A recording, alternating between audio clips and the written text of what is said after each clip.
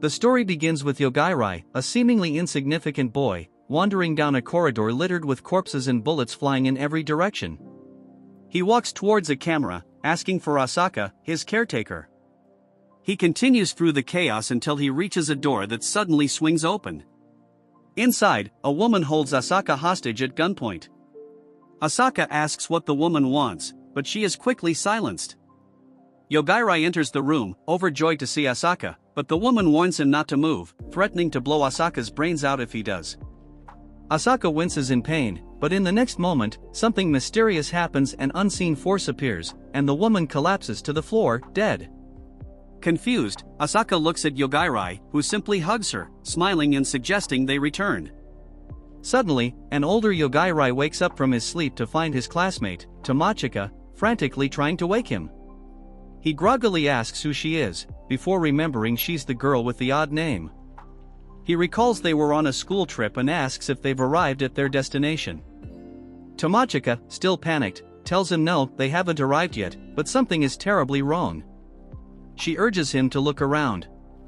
Yogairai scans the bus and notices their classmates lying motionless, their bodies stained with blood. One of the students is pierced by something strange, and Yogairai, puzzled, asks what it is. To investigate, he picks up a random microphone from the bus floor and throws it at the pierced student. Yogairai turns his attention back outside and realizes the object is part of a colossal wyvern. The creature ascends into the sky and prepares to attack the bus with a blast of fire. In a panic, Tomochika clings to Yogairai, the sensation of her holding onto him jolting his mind awake. Focusing his thoughts, Yogairai opens the bus door, muttering a single word, die. In an instant, the wyvern crashes to the ground, lifeless. Yogairai calmly reassures Tomochika that they are safe now, but she is still confused and asks what just happened. Unbothered, Yogairai pulls out a handheld game console, telling her to relax and explain what led to this situation. As he starts playing his game, Tomochika scolds him, exasperated that he could play games at a time like this. After watching him for a moment, she critiques his gaming skills, calling him trash and offering tips. But the gravity of their situation hits her again, and she insists that this isn't the time to play. Yogairai, unfazed, asks if she feels calmer now, and she admits she does. He then prompts her to explain what's going on. Tomochika recounts how their bus was driving peacefully through the night until they passed through a tunnel and found themselves in a bizarre new landscape. Everyone was confused, wondering if the outside world had always looked like this. Suddenly, a girl appeared on the bus and introduced herself as Cheyenne, the granddaughter of the great sage. When their teacher stood up to protest, Cheyenne casually popped his head off without warning. Unfazed, Cheyenne told the shocked students to calm down and avoid doing anything reckless, warning them they'd meet the same fate if they did. She casually mentioned that her power level was 530,000 before decapitating the bus driver as a joke, expecting them to laugh. Cheyenne explained that this new world was ruled by sages, but their numbers were dwindling, so she had summoned the students to find new candidates. She held out her hand and cast some magic, causing several students to glow. Tomochika was not one of them. Cheyenne revealed that the glowing students had been gifted with a battle song system, visible through status screens. Tomochika asked her friend if she could see anything, and her friend touched the air, describing colorful letters that said status. Cheyenne clarified that this system, called gift, could only be used in this world, and the students had 1 month to prove themselves and become sages. Tomochika, still confused, raised her hand, explaining that she hadn't glowed or seen any logos. Cheyenne bluntly told her that some people just weren't compatible with the system and that she would have to deal with it. Worse, Cheyenne revealed that if none of them became sages within the time limit, they'd all be turned into livestock to generate magical energy. She then announced that their first mission would begin in an hour and warned them not to get wiped out. After Cheyenne left, Tomochika sat down in disbelief, trying to process everything. Her friend mentioned details about their mission were displayed on their status screen. It turned out their task was to escape from an incoming dragon. Tomochika found this hard to believe, but one of the boys, Yuzaki, took charge, insisting that they all work together to clear the mission. He instructed everyone to write down their names and abilities on paper so they could organize their strengths and weaknesses. Tomochika quickly noticed that she and 3 others, including Yogairai, were among the few students who hadn't glowed. But unlike the others, Yogairai was sound asleep, seemingly indifferent to the situation. The group complained about his carefree attitude, until they noticed everyone else stepping off the bus. Tomochika and the others decided to follow, though she stayed behind to wake up Yogairai. Another girl tried to convince her to leave him behind, but suddenly they overheard two boys arguing. Yazaki was refusing to let the four non-glowing students join them. The delinquent grumbles, but Yazaki tells him to shut up, reminding everyone that he's in the general class, which makes him superior. Turning smug and arrogant, Yazaki demonstrates his newfound power by smashing the bus seats, proudly announcing that this is the strength of his gift. He's only level 1, but even at this level, he declares that he's much stronger than the four lowly humans who didn't receive a gift. One of the girls suggests that if Yazaki is so strong, he should protect them. However, he dismisses her, claiming that abandoning them is part of the plan. Confused, everyone watches as Yazaki instructs a girl beside him to use her gift. She activates her charm ability, though it seems to have no effect on anyone present. Walking away, Yazaki explains that her skill makes her attractive to monsters, not humans. In short, a dragon nearby would soon attack them because of her charm, providing the rest of the group a chance to escape. Yazaki reveals that this was a decision made by everyone with gifts. Tomochika is in disbelief that her friend would betray her like this, but Yazaki smugly confirms it, though she suspects her friend had no choice. With that, Yazaki steps outside and locks the door, leaving Tomochika and the others trapped. They try to open the door but soon hear a loud noise from outside. Tomochika assumes it must be the dragon, and soon after, something slams into the bus. Realizing the seriousness of the situation, Tomochika finishes explaining everything to Yogairai. He, however, seems more concerned about the fact that his console might not have a way to recharge in this strange world. Standing up, he comments that according to Yazaki, it's safe to go outside now. Tomochika, confused, asks if Yogairai did something, but he simply replies that the dragon crashed and died. Though skeptical, she doesn't question it further, and they decide to escape through the bus window. Once outside, Yogairai assesses the surroundings. They can head to the hills, the city, or the forest. Tomochika, glancing up at the sky, notices 3 of their classmates flying overhead. Impressed by her long-range vision, Yogairai asks if he should kill them. Shocked, Tomochika questions what's wrong with his mindset, but Yogairai shrugs, reminding her that they had been left behind to die. She urges him not to talk about killing their classmates, but Yogairai calmly points out that they might be hostile toward them. As the 3 classmates approach, equally puzzled by the dead dragon, one of them notices Tomochika and expresses disappointment, saying he had hoped to turn her corpse into a zombie to have some fun. The group discusses their strange plans, debating the idea of turning her into a zombie for various twisted purposes. Hearing their conversation, Tomochika realizes they can't be trusted. Without warning, one of them fires a massive fireball that narrowly misses Tomochika. The trio continues to converse about refining their magic, revealing that one is a healer, one a hero, and the last a necromancer. The one who cast the fireball then demands that Tomochika join them without resisting. Yogairai intervenes, telling him to die. Immediately, the attacker falls lifelessly to the ground. Shocked, the necromancer moves to check on his friend, but Yogairai gives the same command, and the necromancer drops dead as well. The last remaining student, a larger boy nicknamed Fatso, is frozen in terror as Yogairai warns him not to move or he'll meet the same fate. Fatso, trembling, complies, and Yogairai offers to explain his ability. He tells Fatso to check if the other 2 are truly dead. Fatso, using his healing powers, confirms that they're beyond saving, no matter his skills. Realizing what has happened, Tomochika grows angry, understanding that Yogairai is the one who killed the dragon. She demands an explanation, but Yogairai brushes it off, stating that he didn't want to burden her with the details. Instead, he calls Fatso dumb and insists on explaining everything directly to him. Fatso, tearful, accuses Yogairai of going too far. But Yogairai calmly explains that he only acted because they had attacked him. He then reveals that his ability is called Instant Death. Any target he focuses on will die, and he doesn't even need to speak to activate it, he only needs to think it. Fatso, in disbelief, challenges the idea, but Yogairai is willing to demonstrate. Fatso, pretending to approach in fear, secretly prepares a magical attack. Sensing this, Yogairai commands him to stop.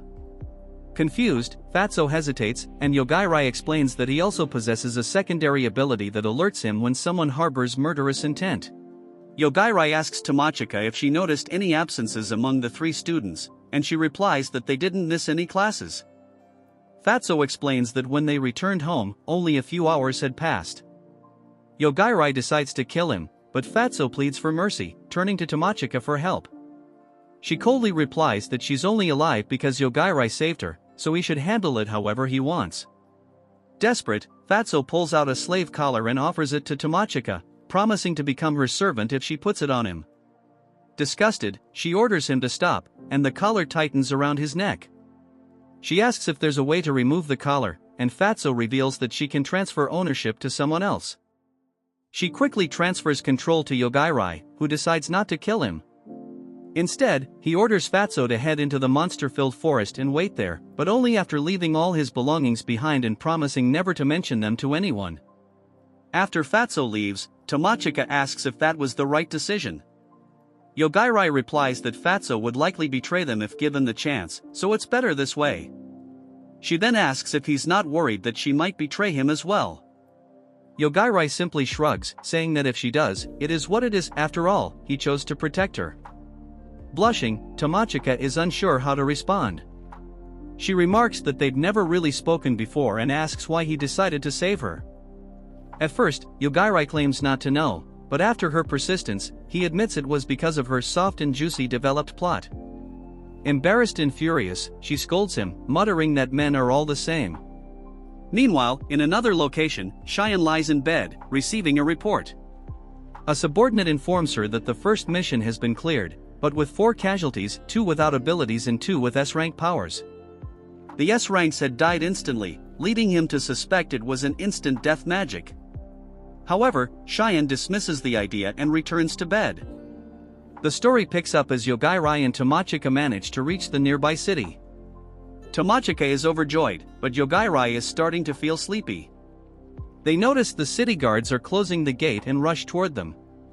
However, they can't understand what the guards are saying. Despite this, the guards order them to wait while they call for their lord. The lord arrives, visibly annoyed, and asks if they got separated from the group that arrived earlier. Tomochika perks up when she realizes the man can speak Japanese, while Yogairai simply asks if they can enter since they're trying to catch up with their classmates. The lord, now irritated, mentions that people usually have to pay to get into the city, but since he has orders not to interfere with sage candidates, he won't stop them. However, he also won't help them either.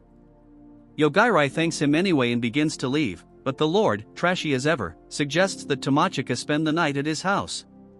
She immediately rejects his offer and pulls Yogairai away as they enter the city. Once inside, Yogairai asks why she rushed off. She explains she was afraid Yogairai was about to kill the man. Yogairai, confused, asks if she thinks he's a serial killer.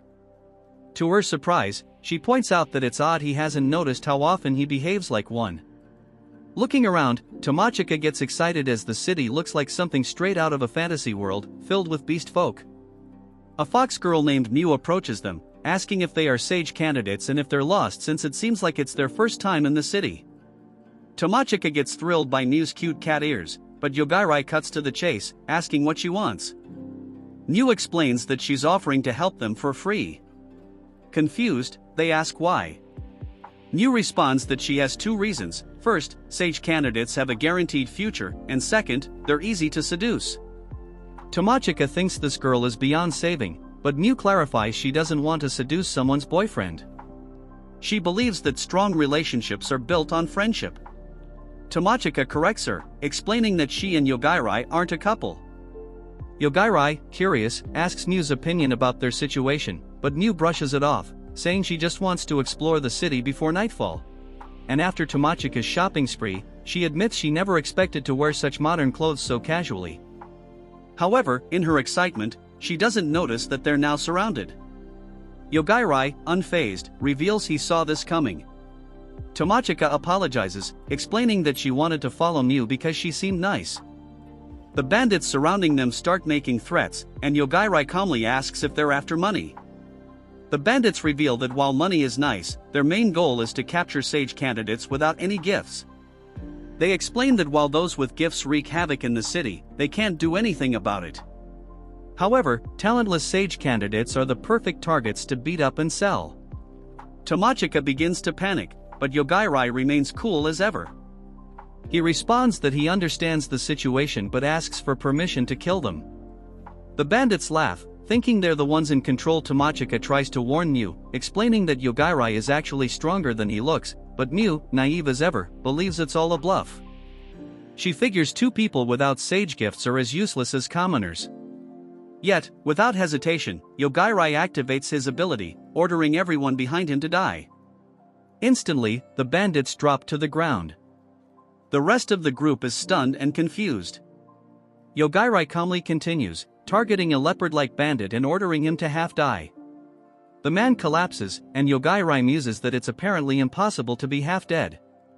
Testing something new, he points at the bandit's ankle and orders it to die. He points at the bandit's shoulder, orders it to die, and the man dies instantly. Tomochika comments that Yogairai is being harsh, but he reveals he was actually trying to go easy on them. Yogairai continues his grim experiment, this time targeting a bandit's eyes, ordering them to die. The man immediately goes blind, shocking the rest of the group. Mew, now terrified, asks who Yogairai really is, but he doesn't answer, thinking it's inefficient to kill individual body parts. Mew then tries to play the victim, claiming she has little brothers waiting for her at home, but Yogairai remains unmoved, replying that's no excuse to steal and murder. The final bandit asks if Yogairai isn't talentless like them, but Yogairai, with his finger raised, commands them to die. This time, though, his command doesn't work. The bandits, realizing they still have a chance, try to escape. Tomochika uses her exceptional vision to point out that the sage is floating above them. The sage launches multiple attacks at the giant robot, but the battle between the two is evenly matched, their clashes leveling mountains.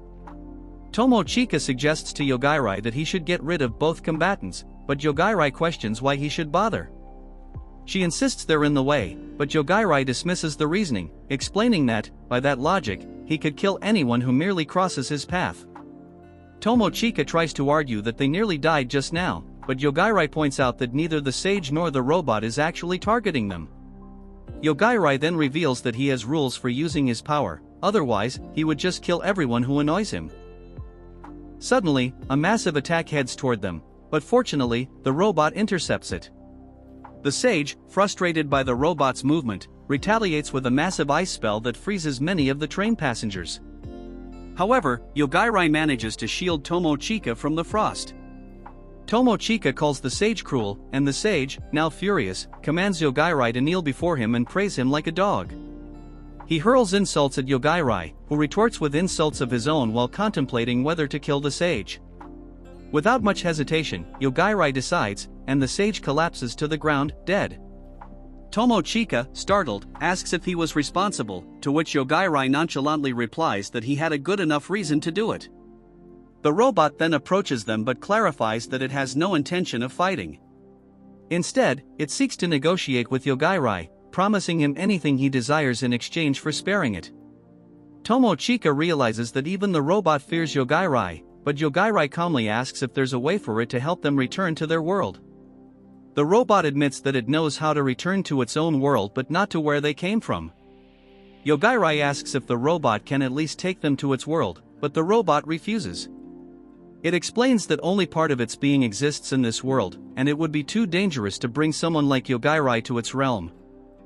He then turns to Tomochika, asking if she wants anything, but their conversation is interrupted by her spirit, Mokomoko. Later that day, the guards discover that the sage was killed by Yogairai. Meanwhile, Cheyenne, talking with Lane, learns of this incident and finds it intriguing that someone managed to kill a sage. Lane, especially curious about Yogairai's instant death ability, expresses her interest. Cheyenne, however, notes that the sage was supposed to have instant death resistance, which makes the situation even more puzzling. Cheyenne leaves, and Lane orders her subordinate to head to Hanabusa City to track down Yogairai and Tomochika. As night falls, the two rest in the woods, where Tomochika's guardian spirit, Mokomoko, reveals something unexpected. she transformed Tomochika's underwear into a katana. The story continues as Yogairai and Tomochika walk through the forest until they finally reach Hanabusa City. Tomochika excitedly remarks that the city looks like Japan, but she soon notices that Yogairai seems physically exhausted. Yogairai explains that it's normal because he's been killing enemies along the way. Confused, Tomochika looks back and realizes that monsters and bandits had been trying to attack them. She asks if his power has a limit since he looks tired, but Yogairai clarifies that while he can use his ability as much as he wants, it does leave him fatigued afterward. Upon entering the city, Mokomoko, Tomochika's guardian spirit, notices that there are magical barriers in place instead of traditional walls. Tomochika takes in the sight of a massive hotel that the innkeeper from before had told them about. They decide to stay there, and once inside, they encounter Tachibana, one of their classmates. He's pleased to see Tomochika, and she asks why he isn't with the rest of their group. Tachibana explains that he's separated from them because they were too inefficient at leveling up. There's a maid with Tachibana who isn't too thrilled with Tomochika being friendly with him, but Tachibana tells her to calm down since they're classmates. The maid falls silent, but another girl in the group starts praising Tachibana. Tomochika is confused by the situation and asks Yogairai if he understands what's going on, but he doesn't. Tachibana then introduces the 5 maids, explaining that they are his personal bodyguards.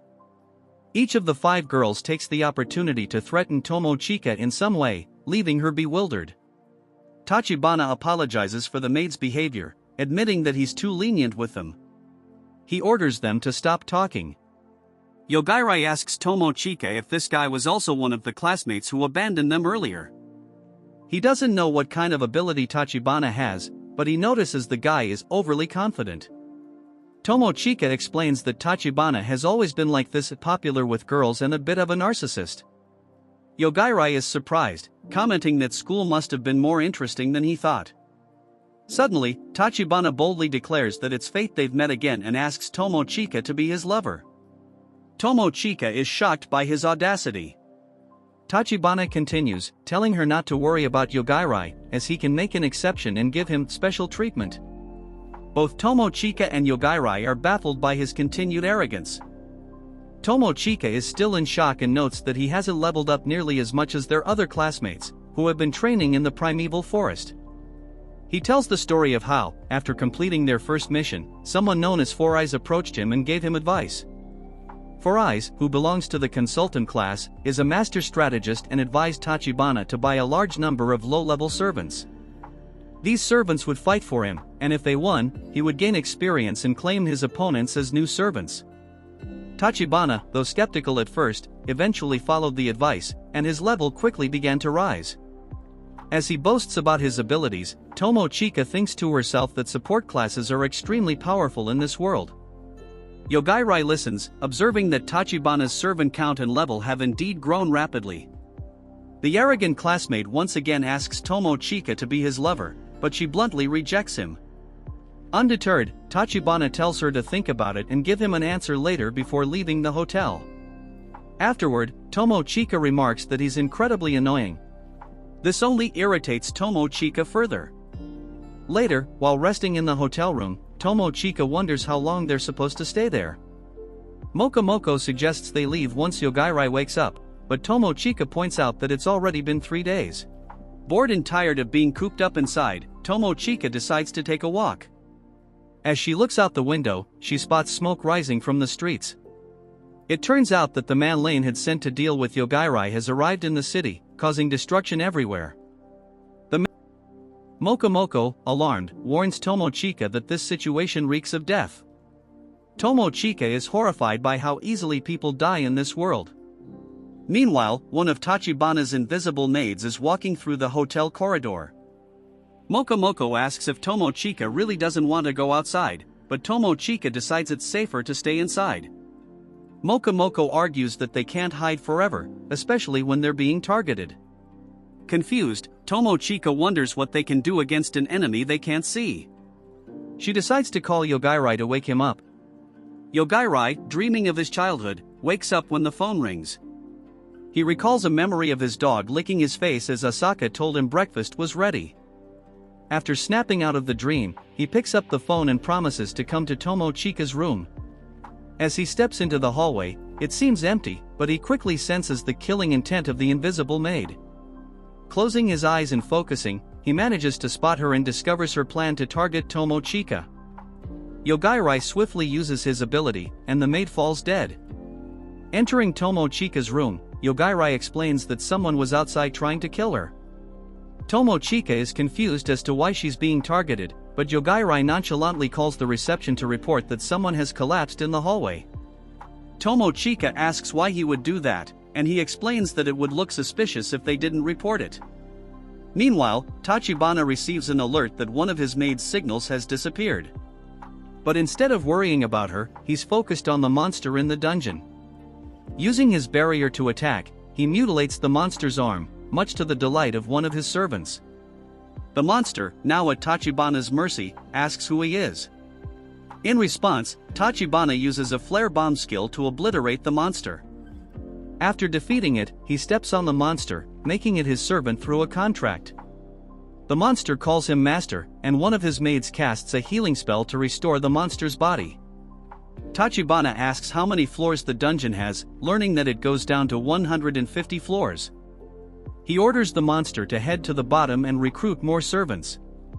As the monster leaves, Tachibana inquires about the missing maid. One of his other maids responds that she was last seen at the hotel. Deciding to use his skill to view her memories, he watches her collapse but can't figure out who attacked her.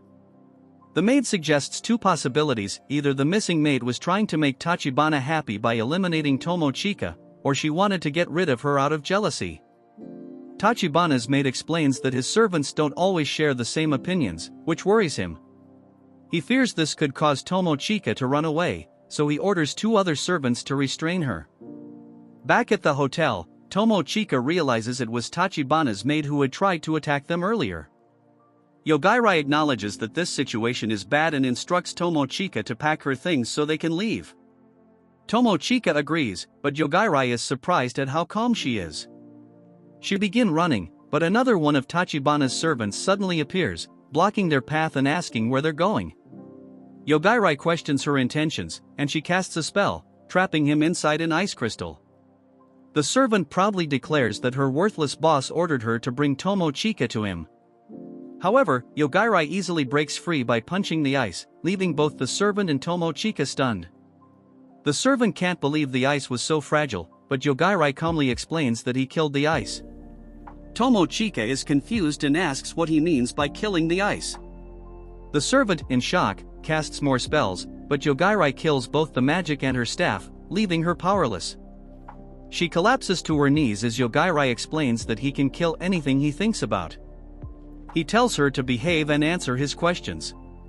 The servant complies, and Yogairai asks if she can use magic without her staff.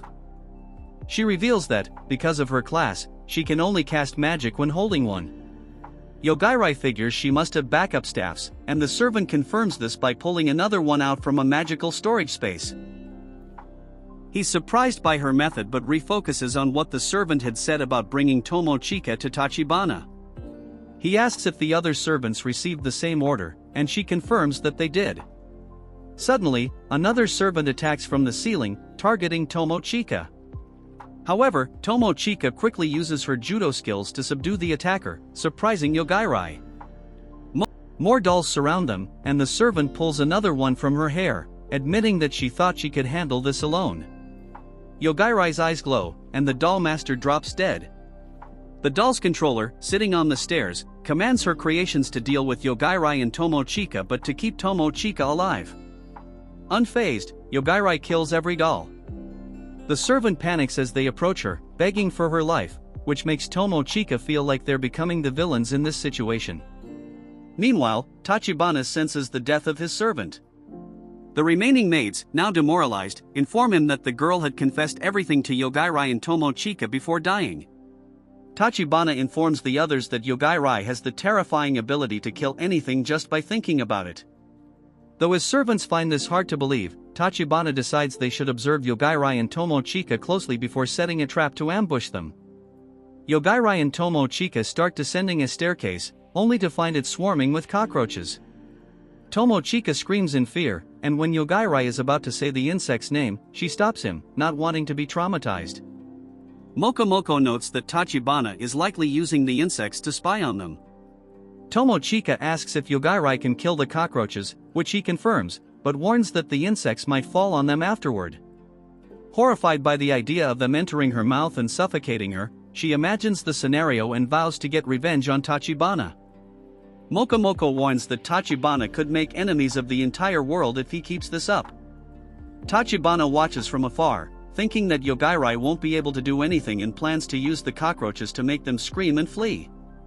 One of his maids, hearing the warning, Tachibana orders the cockroaches to attack Yogairai. As the cockroaches exude killing intent, Mokomoko grows anxious. Yogairai suggests they should kill Tachibana, as it wouldn't take much effort. Using the insect's bloodlust, he tracks Tachibana's location and tells him to die.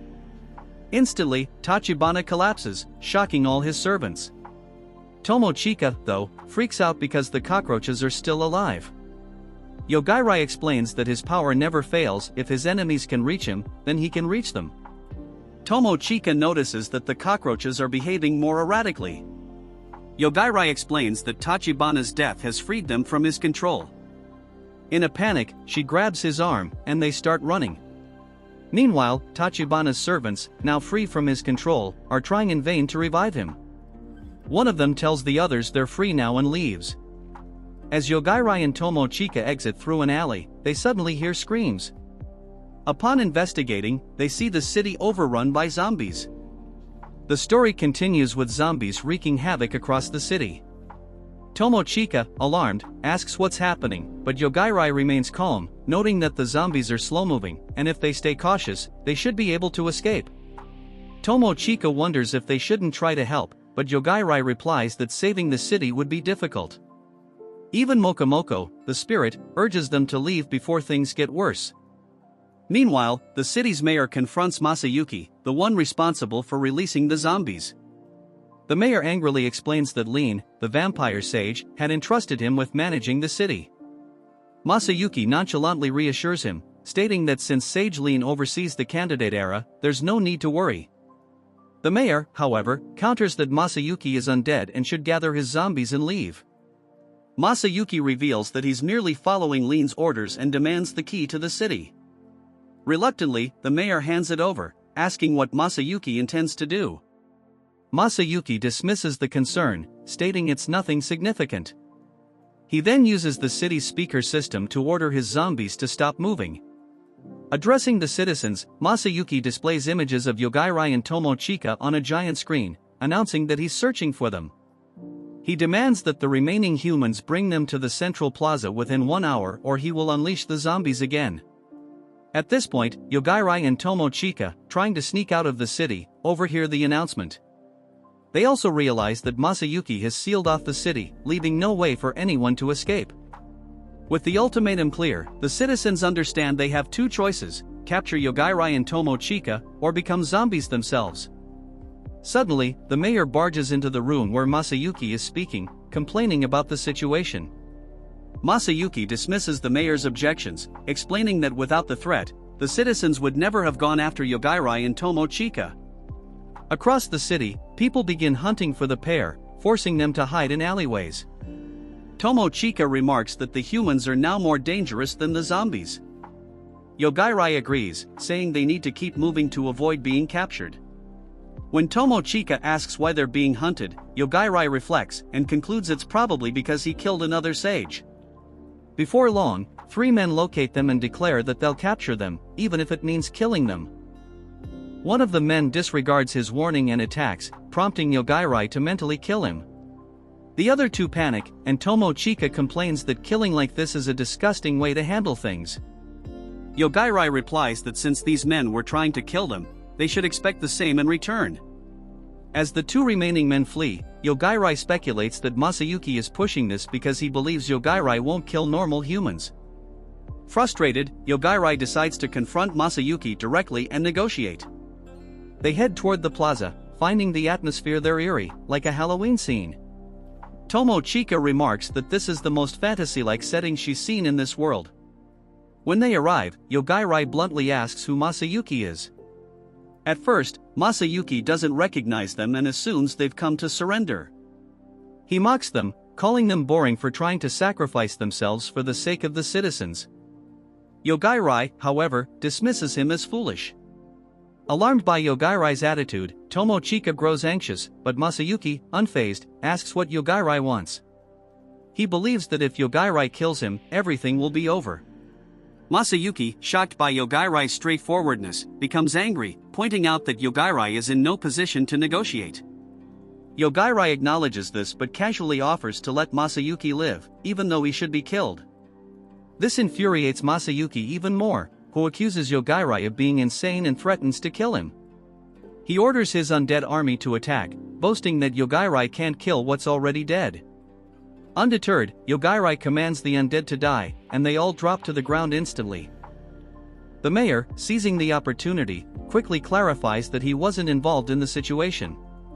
Masayuki demands to know how the dead were killed, but Yogairai responds that he's not sure. Tomochika, bewildered, complains that Yogairai is ignoring what just happened and simply answering it.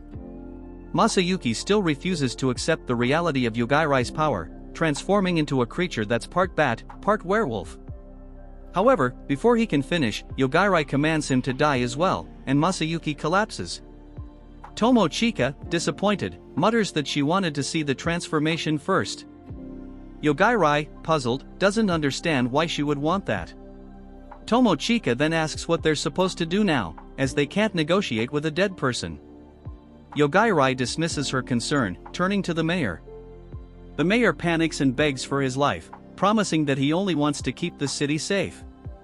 Yogairai calmly replies that they were only acting in self-defense. The mayor then explains that everything that happened was because Sage Lean had ordered Masayuki to kill them. Tomochika, confused, asks if Cheyenne isn't the real name of the sage. The mayor clarifies that Cheyenne is also a sage, but this city is under Lean's control.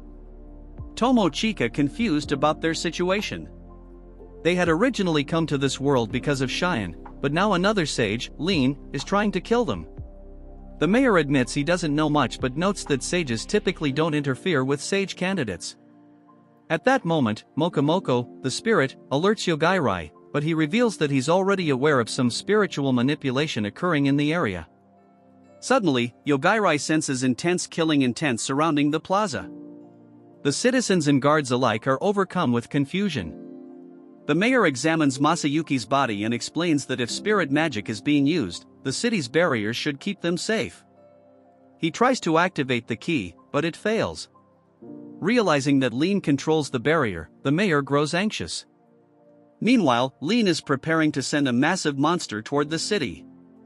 Her new vampire servant, one of Tachibana's former slaves she had transformed, expresses concern about the danger. Lean dismisses the worry, pointing out that Tachibana was killed from a distance because his hostility was detected. She then asks her servant to rate Yogairai's threat level. The servant cautiously replies that it's higher than any sage or mythical being, urging Lean to avoid Yogairai. Lean, however, refuses to back down, realizing that her servant, despite knowing Lean is immortal, still fears for her. This suggests to Lean that Yogairai might be some sort of death god. Inside the city, Tomochika wonders if Yogairai can kill the entity controlling the citizens. He responds that this situation is different from Tachibana's case. As people attempt to attack them, Yogairai begins systematically killing anyone who approaches. Tomochika is shocked by the relentless assault, but Yogairai explains that this feels like a test, similar to those he underwent as a child. As more citizens fall, the mayor panics, overwhelmed by the sight of his people dying. Lean, meanwhile, reveals that her plan is to cause Yogairai's death indirectly. She creates a clone of herself, commanding it to fly into the sky and make even more clones. As Yogairai detects the killing intent growing stronger, Tomochika notices a colossal creature and aggressor approaching, destroying everything in its path. Lean, however, reveals that since her clones are unaware of Yogairai, they have no killing intent toward him. She orders her clones to attack the city, while the aggressor continues its rampage. Tomochika asks if Yogairai can kill the aggressor, and he casually replies, yes, much to her surprise. The mayor, desperate, begs Yogairai to save the city. Though he hesitates, sensing something off, Yogairai orders the aggressor to die. While his command takes effect, the city is suddenly attacked from above. Yogairai manages to shield Tomochika from the strike, but she wonders if the aggressor is responsible. Yogairai clarifies that he already killed the aggressor, but this new attack had blended with the darkness, making it undetectable. He deduces that the goal is total destruction rather than targeting specific individuals. Afterward, Tomochika urges Yogairai to stop enjoying his pillow, prompting them to stand up and assess the situation. Gazing at the sky, Tomochika spots several women in dresses raining down from the heavens. The mayor quickly realizes it's Lean, and Tomochika asks if Yogairai can stop her. He explains that since Lean isn't directly targeting him and her clones are moving too fast, he can't do much. Moreover, all the women look the same, making it impossible to single her out. Tomochika wonders how many Leans there are, and the mayor explains that they are clones, and Lean has super regeneration abilities. Yogairai states that while he can handle the clones, it would be easier if Lean targeted him directly. The mayor pulls up a hologram of the city, showing a pattern in the attacks. They're not random, as Lean intended, but instead follow a consistent sequence, never striking the same place twice. Mokomoko, the spirit, mocks Lean for her lack of strategy. Using this information, Tomochika and the mayor predict where the next attack will happen. Yogairai decides to head there, and the mayor offers to assist with his teleportation ability. Though Yogairai tells Tomochika to hide, she insists on coming along since she's the only one who can see everything. Once there, Yogairai orders the clone to die. The spirit creates a shield to protect them from the ensuing impact, and after the dust settles, Tomochika, relieved, admits she thought she was going to die. Yogairai then notices something on Tomochika's hand. It turns out the spirit combines some of Tomochika's underwear with the power of the aggressor to create a shelter. While the spirit is concerned that defeating the clones won't resolve the bigger issue, Yogairai assures her it's fine. The clones disappear, leaving Lean in disbelief. She wonders how her immortal vampire clones could die. Her servant advises against targeting Yogairai, but Lean plans to create new clones with different traits. Suddenly, Lean feels an odd sensation. She realizes that her true body, which she had hidden in another dimension, has died. Shocked, she muses about bungee jumping without a rope before vanishing completely. Tomochika notices that the attacks have ceased, and they return to the mayor to prepare for their escape. Elsewhere, in a random house, a young girl awakens to find herself in a coffin-like bed. She suspects she's a vampire and discovers a stone in her hand. The stone projects Lean's hologram, explaining that Lean's plan succeeded. She died, but the girl survived. Lean reveals that the girl is a younger clone of herself, devoid of her memories to avoid Yogairai's detection. Back in the city, the mayor thanks Yogairai and Tomochika for their help and offers them a car for their journey. As they get in, Tomochika grumbles that Yogairai is too busy playing games to drive. Yogairai explains that he always crashes into walls when playing, so driving isn't his strong suit. With that, Tomochika takes the wheel, and the spirit reveals that her family has the skill to drive anything. And that's it for this story. Make sure to like and subscribe for more videos.